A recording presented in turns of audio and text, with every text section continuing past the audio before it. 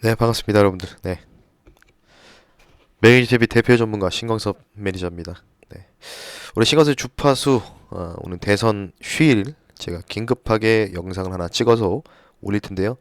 시간을 조금 짧게 잡고 조금 이제 20분 정도로 만들 예정이기 때문에 참고하셔서 혹시나 좀 놓치신 분 제가 조금 빠르게 얘기할 거라서요. 놓치신 상황들은 조금 뒤로 감기를 하셔가지고 다시 한번 보시면 좋을 것 같습니다. 자, 일단 긴급하게 이제 시황 관련된 부분도 좀 말씀을 좀 드릴 수 있도록 할 텐데요. 일단 오늘은 오늘 밤에 러시아와 우크라이나의 그 4차 회담이 일단은 러시아가 지금 우크라이나한테 오늘 저녁에 하자. 한국 시간으로 4차 회담 준비하자. 그러니까 이번 주 내로 4차에서 5차까지 해가지고 회담이 좀 진행이 될 것 같습니다. 따라서 오늘 4차 회담이 진행되고 5차 회담까지 이번 주 주말까지 좀 보는 관점으로 보시면 좋을 것 같고요. 러시아가 우크라이나한테 먼저 제안했는데 우크라이나가 이걸 받아들일지가 아직 보겠지만 이따가 우리나라 시각으로 한 4, 5시 정도 되면은 뉴스 속보가 나오지 않을까. 오늘 만난다, 안 만난다. 오늘 만날 가능성이 좀 클 것 같아요. 좀 만나서 좀 평화롭게 잘 좀 해결이 됐으면 좋겠습니다. 글로벌 증시가 조금 안정화 단계로 진입하는 그 비율에 대해서 좀 말씀드릴 거고요. 오늘 이제 대선이 이제 투표를 하고 있죠. 예, 저도 투표를 하고 왔는데, 여러분들 아직 못하신 분들은 꼭 투표를 하셔서, 민주주의 국가에서 유일한 권리죠. 투표. 꼭 여러분들 투표 참여하시면 좋을 것 같습니다.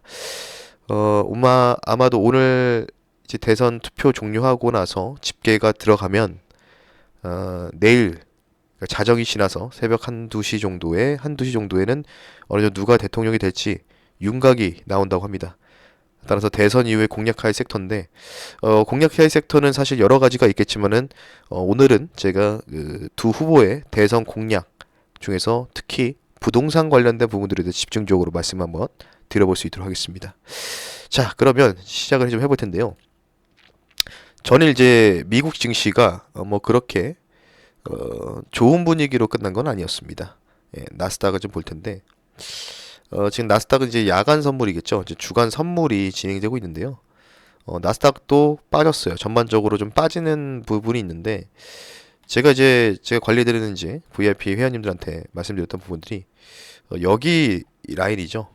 이 라인 이전에 이 이때가 이제 나스닥이 거의 4% 정도 폭락 시작했을 때 당시였습니다. 이때가 바로 이제 러시아가 우크라이나를 전면 침공했다는 소식이 불거지면서 4% 가까이 급락이 나왔는데 여기 저점을 깨는지를 한번 우리가 테크니컬적으로 생각을 해봐야 되겠죠.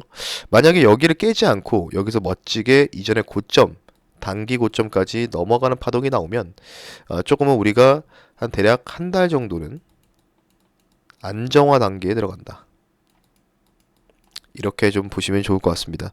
뭐 한 달이라는 시간이 누군가한테는 짧을 수도 있고 누군가는 길 수도 있지만 한두 달 정도는 여유가 좀 생기는 이런 구간으로 좀 볼 수가 있을 것 같고요. 제가 항상 말씀드리지만 우리나라 코스피 지수는 우리가 여러분들 이렇게 보시면 되겠죠. 2600에서 2900.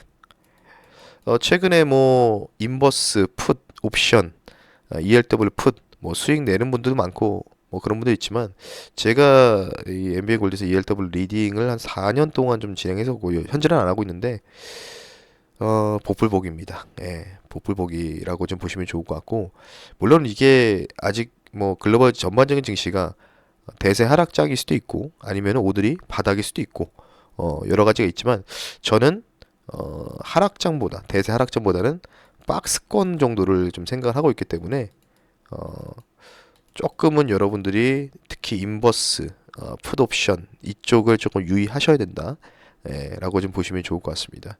그러니까 함부로 하지 말자는 거죠. 예, 항상 뭔가 비율을 조정해서 진행하시는 게 좋고요. 굳이 뭐 옵션이라든지 ELW 하실 분들은 내가 뭔가 하방에 베팅하고 싶다? 그러면 이제 하방에 베팅하는 풋을 한 7 정도를 사놓고 콜을 한 3 정도를 사놓는 겁니다. 근데 한 번에 그냥 한쪽으로 원웨이로 반향을 설정했다가 잘못하다면 여태까지 벌었던 돈을 다 날릴 수 있습니다. 그 부분들을 꼭 참고하셔서 비율 조정대로 좀 진행하시는 게 좋다.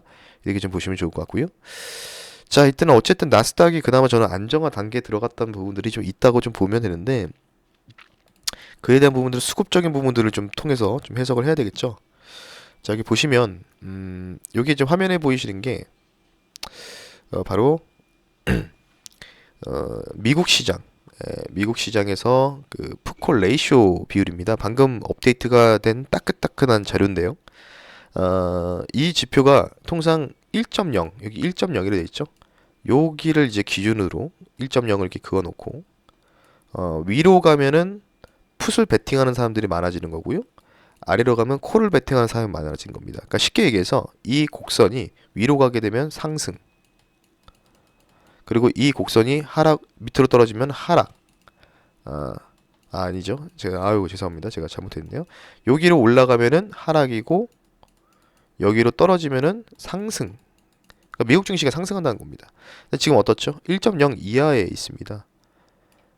예, 0.96포인트로 좀 지점을 좀 두고 있기 때문에 물론 뭐 이게 왔다 갔다 하는 변동성 장세일 수 있지만 그만큼 이유가 뭐냐면 일단 아직까지 미국 증시가 여기서 추가적인 급락이라든지 뭔가 큰 악재가 터지지 않는 한은 바닥을 다지고 상방은 닫혀 있는 박스권 트레이딩 장세라고 좀 보시면 좋을 것 같습니다. 그런 부분을 좀 보시면 좋을 것 같고요. 그리고 저는 개인적으로 어제가 바닥을 찍었다라고 좀 보고 있는데 물론 여기서 러시아 우크라이나의 4차 협상에서 정말 뭐 싸움이 벌어지거나 뭐 그런 상황이 발생하지만 않는다면 뭐 무난할 것 같은데 지금 이 공포 지수죠. 공포 탐욕 지수를 봤을 때 최저치입니다. 코로나 팬데믹 이후에 최저치 13포인트를 기록하고 있습니다. 통상 20 이하면 주식을 사자고 80 이상이면은 과열권에 들어가기 때문에 매도가 나옵니다. 근데 이제 이게 얼마나 역사적인 저점인 구간이냐면 아래 보시면 이때 당시 코로나 팬데믹일 때였습니다. 지금 이게 여기가 20인데 한 13이니까 이게 업데이트가 안 됐는데 한 이 정도까지 떨어졌어요, 지금. 거의 코로나 팬데믹 이전 수준까지 회귀하고 있습니다. 개인적으로 단기 바닥을 잡았다고 확신이 좀 드는 이런 전반적인 부분이다 라고 좀 보시면 좋을 것 같고요. 그에 대한 두 번째 이유는 또 다른 이유가 있습니다. 바로 빅스 지수죠. 공포 지수를 좀 봐야 될 텐데 공포 지수를 좀 봤을 때는 우리가 이게 이제 변동성 지수라고 하거든요. 변동성 지수. 빅스 지수 보겠습니다. 이 빅스 지수 또 그 베팅하는 또 상품도 있지 않습니까? 뭐 올라간다 떨어진다.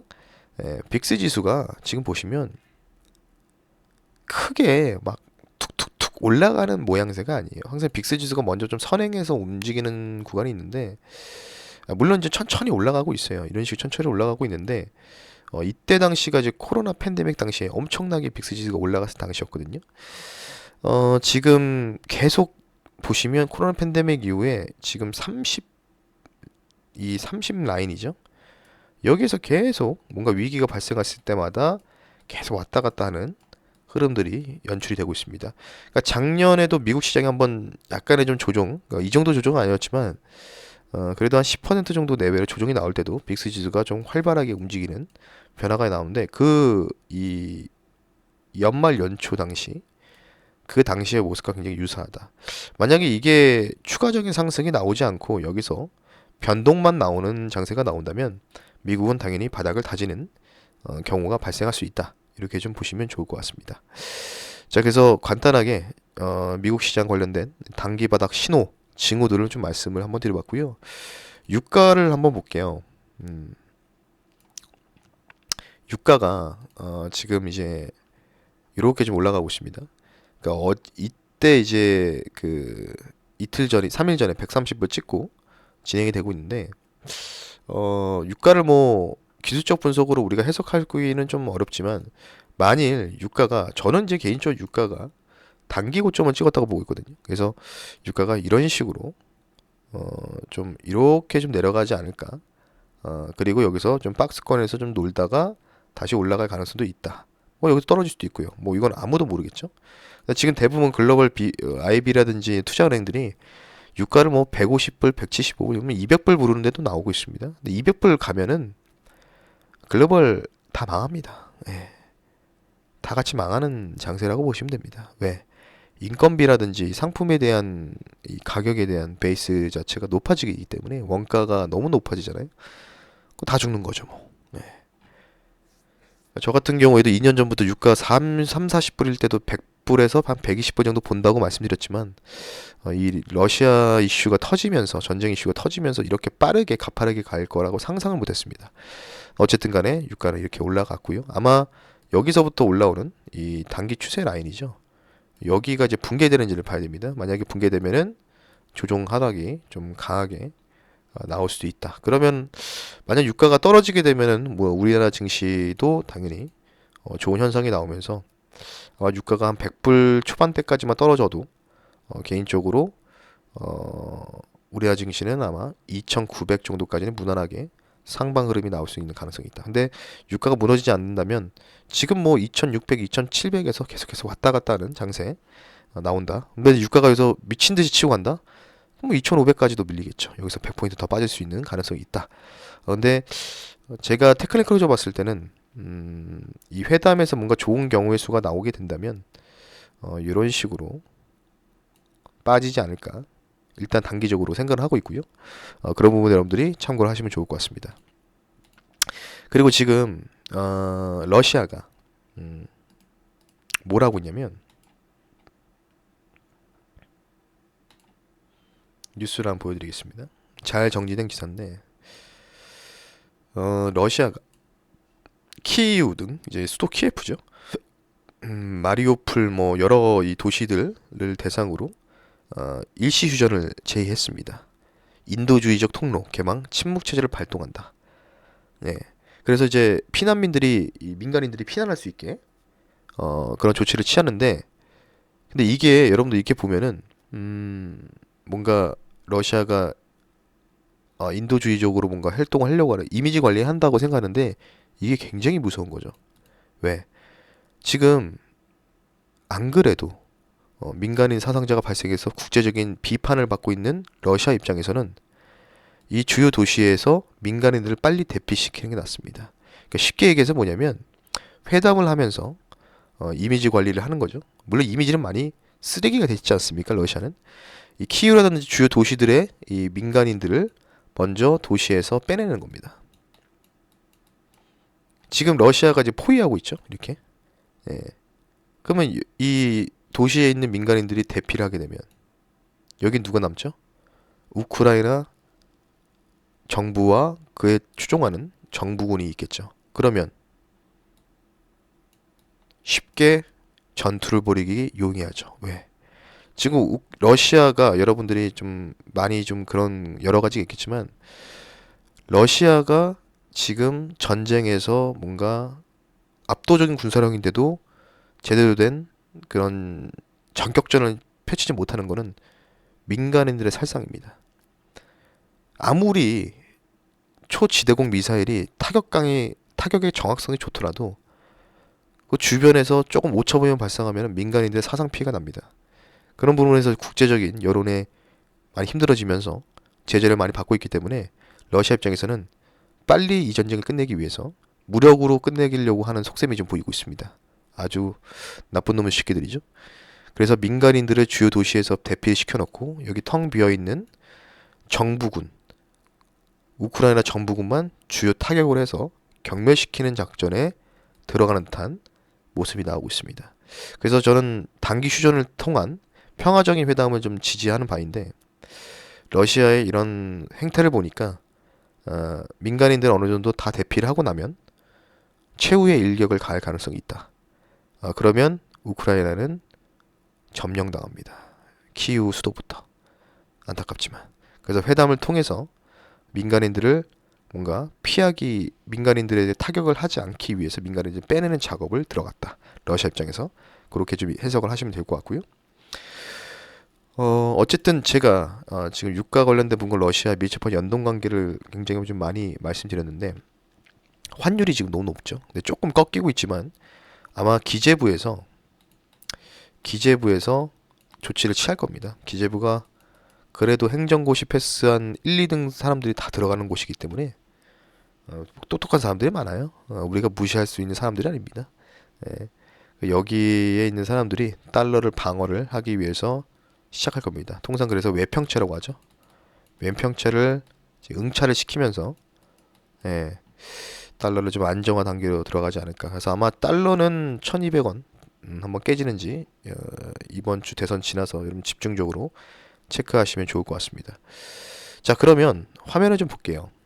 대선 관련된 좀 화면을 볼 텐데, 자, 여기 깔끔하게 정리돼 내용 나오더라고요. 지금 이제 키움증권에서 이제 발췌한 자료인데, 지금 두 후보인데요. 어쨌든 내일 아침이면 이제 윤곽이 드러나죠. 어, 요거 한번 여러분들이 멈춰서 보신 다음에 좀 쭉 보시면 좋을 것 같습니다. 예. 지금 일단 주택 공급 관련된 부분들을 좀 추가적으로 봐야 되고요. 그리고 이제 세금 관련된 부분도 같이 봐야 되겠죠. 그리고 분양가 상한제. 자, 만약에 이제 이재명 그 후보가 이제 당선이 됐을 때는 뭐 거의 비슷해요. 뭐 얼마를 뭐 포함해서 공급하겠다. 뭐 이런 식으로 좀 진행을 하는 거는 거의 엇비슷한데, 중요한 건 이거예요. 분양가 상한제 도입. 지금도 도입하고 있습니다. 예. 분양가 상한제를 도입하게 되면은 집값은 당연히 잡히죠. 예. 잡힐 수밖에 없습니다. 하지만 건설이나 건자재 관련주들을 뭔가 보유 중이신 분들한테는 악재입니다. 왜요? 건설사나 건자재 이런 회사들이 원가를 남겨 먹어야 되는데, 지금 안 그래도 원자재가 하루 변동폭이 워낙 크지 않습니까? 니켈 가격이 또 폭등이 나왔더라고요. 그런 전반적인 건자재라든지 이런 건설 원가 관련된 부분들을, 예를 들어서 이런 거죠. 앞으로 너희들은 4억 이상 하지 마라. 근데 남는 게 없는 거죠. 왜? 2년 전, 1년 전 대비해서 원자재 가격이 워낙 폭등이 나왔기 때문에, 만약에 이런 식으로 진행하면은 건설사라든지 건자재 업체들은요, 남는 게 없어요. 그러면 그 회사의 그 회사의 실적이 좋아질까요? 안 좋아지죠. 그럼 어떻게 되죠? 주가는 떨어지겠죠. 반면에 윤석열은 분양가 상한제보다는 주택담보대출 규제 완화해서 대출 많이 받아서 집 사라. 이전 박근혜 정부 당시 이 최경환 경제부 총리였나요? 그분의 그 공약대로 좀 비슷하게 흘러가는 것 같습니다. 예. 그래서 요거 한번 여러분들 쭉 한번 보시면 좋을 것 같고, 뭐 공매도 관련된 투자자 보호 관련된 부분들인데, 뭐 요거는 거의 다 비슷하게 흘러가고 있고요. 그러니까 좀 물적 분할에서 기본 원 사업자들에 대해서 조금 보호 의무를 주는 부분이고, 장기 보유 주식에 대한 뭐 우대 세율 적용, 뭐 이런 건 당연히 좋은 거죠. 공매도 이런 거, 예, 이런 것도 괜찮다. 그래서 어쨌든 뭐 이런 이제 부동산 및 자본시장 관련 주요 공약들을 봤을 때, 만약에 이재명 후보가 당선이 되면 건설사가 좋다고 생각하는 분들은 꿈 깨시는 게 좋습니다. 예. 단기적으로만 상승이 나오지 추이 상승으로 갈 수가 없어요. 예. 윤석열 후보가 되면은 그나마 건설사가 분양가 이 상한제를 폐지가 들어감이 있기 때문에, 그러면 건설사가 물론 집값은 많이 올라가겠지만 건설사 이익은 증가할 수밖에 없으니까 건설주는 좋은 거죠. 물론 이제 부동산 관련된 부분에서 집값을 잡기 위해서는 뭐 저희 의견에 반감을 가지신 분들이 계시지만, 저는 철저하게 주식하는 입장에서 말씀을 드리는 거니까 오해를 하지 않으셨으면 좋겠습니다. 관련된 부분들 여러분들이 참고를 하시면 좋을 것 같습니다. 아마도 제가 판단했을 때는 지금 또 뉴스가 좀 나오고 있는데, 뉴스 하나 볼게요. 삼성전자 뉴스가 나왔습니다. P3 지금 평택 지역에서 그 섹터 라인을 만들고 있죠. P3 라인. 세계 최대 반도체 팹 라인을 구축하고 있다는 소식이 나왔습니다. 늦어도 올해 5월이면은 이제 마무리가 된다. 세계 최대입니다. 축구장 너비 25개, 25개의 크기로 조성된다라고 나와 있는데, 파운드리 관련된 부분에서 TSMC를 잡기 위한 본격적인 부분들이죠. 근데 여기 이제 이게 여러 가지가 나오죠. 장비, 신성 ENG, 클린룸 업체죠. 얘가 이제 태양광도 같이 합니다. 참고하시면 좋을 것 같아요. 클린룸 전문 업체 신성 ENG가 계약하고 기초공사 본격화했다. 극자외선 EUV 노광 기술 적용한 14나노미터 D램 양산. 그러니까 EUV 장비라든지 EUV 소재 쪽 관련주들 집중적으로 봐야 되겠죠. 예. 그러니까 아마 반도체 소보장도 아무거나 사서 올라가는 장세보다는 삼성전자나 또는 SK 하이닉스와 함께 신규 공장과 신규 공장에서의 필요한 소재, 부품, 장비 이쪽으로 거래하고 있는 업체들 위주로 시세가 상당히 나오지 않을까. 그러니까 반격이 나오더라도 이쪽 위주로 나오지 않을까. 이렇게 좀 생각하고 있기 때문에 관련 기사를 한번 보여드렸습니다. 그리고 추가적으로 제가 간단하게 좀 홍보만 하면요. 여러분들 텔레그램이라고 있습니다. 텔레그램이 하고 있는데 텔레그램이 지금 이제 러시아에서 만든 이 텔레그램이죠. 제가 알기로는 제가 텔레그램 채널을 만들었습니다. 이름은 신광섭의 주파수라고 되어 있고요. 이 채널에 들어오면은 제가 잘 안 보이시겠지만은 중요 코멘트들을 이렇게 날려드립니다. 이런 식으로 VIP 어제 저희 같은 경우에는 이제 VIP는 방금 신재생에너지 포지션 담았습니다. 참고하십시오. 그래서 신재생에너지는 미국은 태양광, 항공은 풍력, 그럼 CS그룹주, 동국 SNC, 상강 NT 단기 상승이 가능해 보인다. 적절하게 조정이 나오고 있다라고 여기다가 이제 저의 그 생각, 코멘트들과 그리고 주요 속보들, 러시아 관련된 속보라든지 이런 부분들 제가 실시간으로 제가 올려드리기 때문에 혹시나 무료 방송을 뭐 참여를 매일 못 하시는 분들은 중간중간에 뭐 우크라이나 지금 전황 관련된 실시간 이 전황 상황도 올려드리고요. 관련된 부분들 투자 관련된 소식과 코멘트 저의 이 실시간 코멘트를 보고 싶으신 분들은 텔레그램을 설치하시면 됩니다. 텔레그램 설치하는 거는요 어렵지 않습니다. 바로 너이버에다가 텔레그램이나 치시거나 아니면은 구글 웹스토어에 텔레그램을 치시면은 설치하시면요 무료로 인증 가능하시고요. 텔레그램을 들어오는 방법은요 이런 식으로 제가 오늘 방송을 여러분들 보시면 방송에서 이런 식으로 나오죠. 여기에 이제 MBN 골드에서 신광섭의 주파수 텔레그램 제 방송을 영상을 클릭하시면 이렇게 나옵니다. 신광섭의 주파수 텔레그램 이런 식으로 나오기 때문에 여기 이 http t.me mbn sin1 요거를 클릭하시면 방금 여기 있는 텔레그램처럼 방송 참여가 가능하시니까 여러분들 관심 있으신 분들은 영상 다 보시고 클릭하시면 볼 수 있습니다. 여기서 MBN 골드 들어오셔서 여기 제 거를 클릭하시면은 아래로 들어가시면 여기에 핸드폰으로도 참여 가능하시니까요. 관심 있으신 분들은 들어오시면 좋을 것 같습니다. 여러분들 대선 휴일 투표 잘하시고 여기서 저는 인사드리고요. 저는 목요일날 내일 다시 뵐 수 있도록 하겠습니다. 네, 오늘 미국장 불기둥 나오기를 기원하면서 마무리하겠습니다. 감사합니다.